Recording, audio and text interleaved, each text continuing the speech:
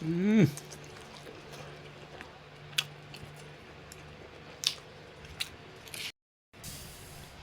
riệp su su đây để tầng ở này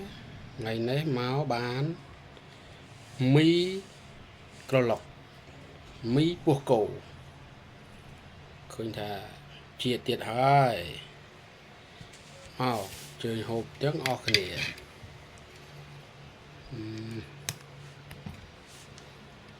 đặt một mắt vô chạy vào đó này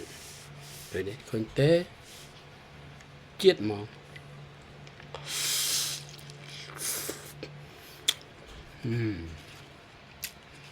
mi buộc cổ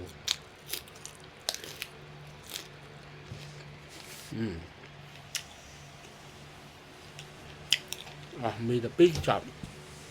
bông pi crop buộc cổ mặc hắm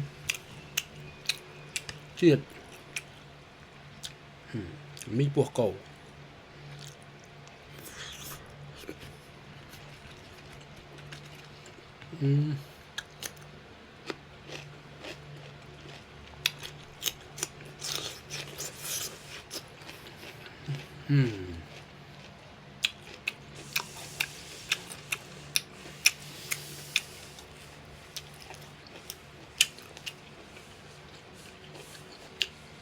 mấy này đậm buộc cổ máu lại một vàng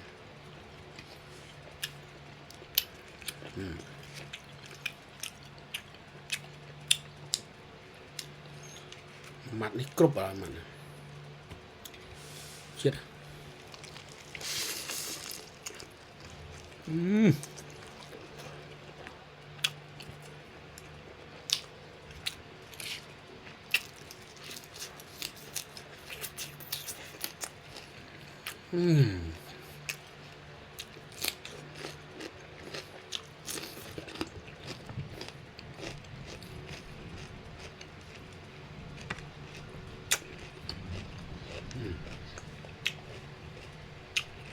dễ khơi chứ khơi buộc cô thế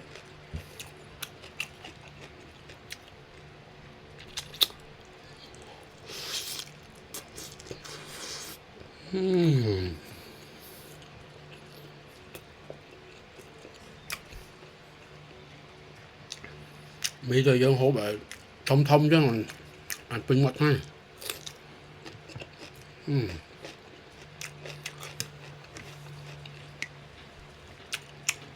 chết máu